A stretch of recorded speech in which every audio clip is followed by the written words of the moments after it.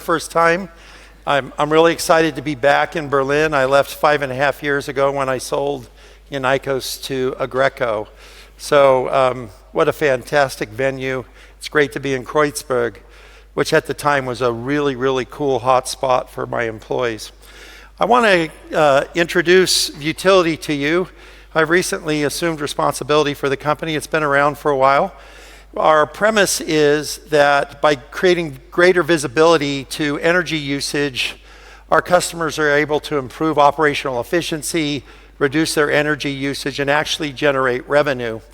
The company was formed to be a SaaS model with data services and analytics, but as they went and interacted with their customer base, they realized they couldn't get access to the data because they didn't have adequate metering and measurement within their facilities. So we spent 3 years developing a physical solution to that problem, and the devices all have a similar core, which you can see on the slide. This is about the size of a domino. It's self-powered, it's highly accurate, better than revenue grade. It is able to read 3,300 measurements per second, and it has a very powerful ARM processor that creates context and is able to communicate super efficiently through LoRaWAN.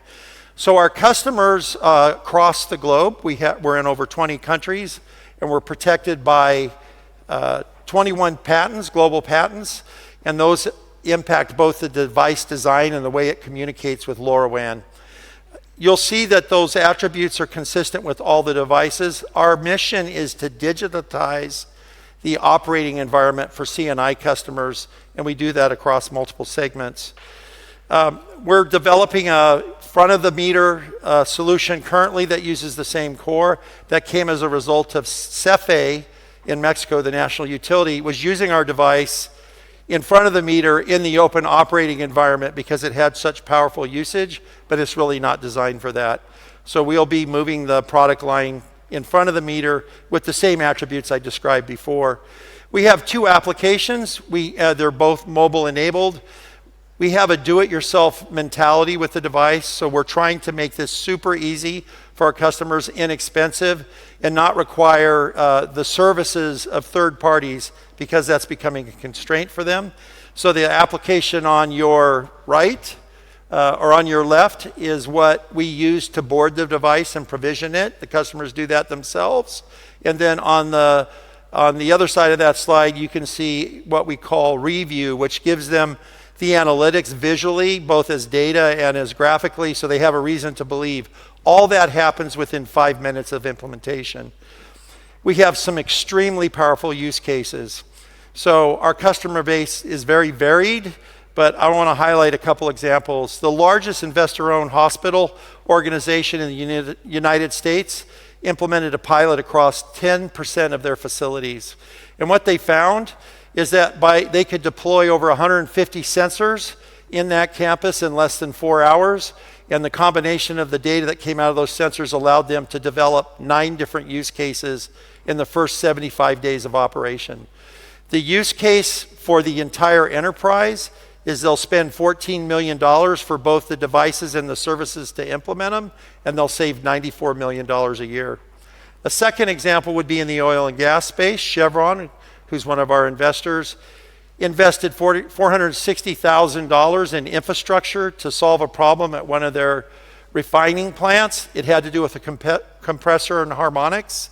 After 8 months of effort, engineering, design, and implementation, it failed. They spent $2,000 with us in less than an hour, and we solved that problem, and they haven't had an incident with that device since. So these use cases are quite powerful. I wanted to show you our investors. You can see Chevron, Constellation. Those are both corporate strategic. Cycle Capital is a venture group out of Canada. Kickstart is a seed Series A funder in the Salt Lake Valley where we're located. And then we also have the University of Utah this venture fund that's managed by Soros. I think what's more impressive is when you look at the partners.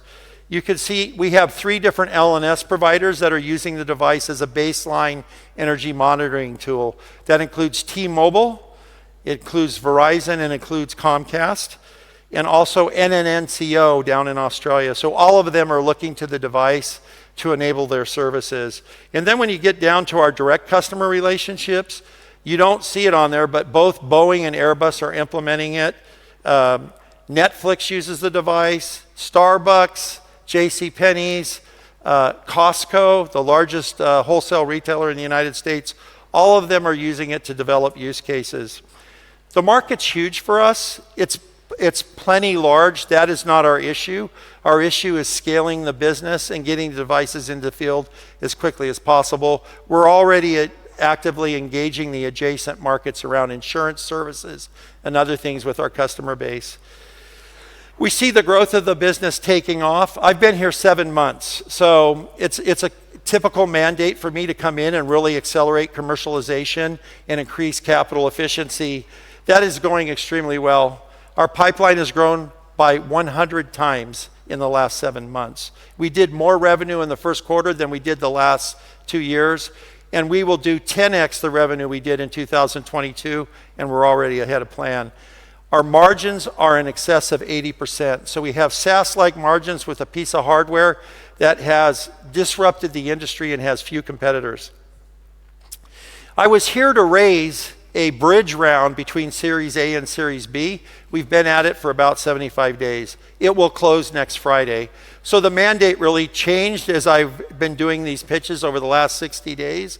I'm here today to introduce you to the company and give you the opportunity to potentially participate in the Series B, which we will anticipate will happen next year. So we have a fantastic moat, we have fantastic margins, we have incredible demand, and we're going to use these funds to accelerate growth and bring production to the US under IRA compliance because we have a massive government pipeline we can't service without having the device produced in the United States. Thank you for listening to me. Thank you for having me attend the session, and I'm available to talk about it further if you're interested. Okay.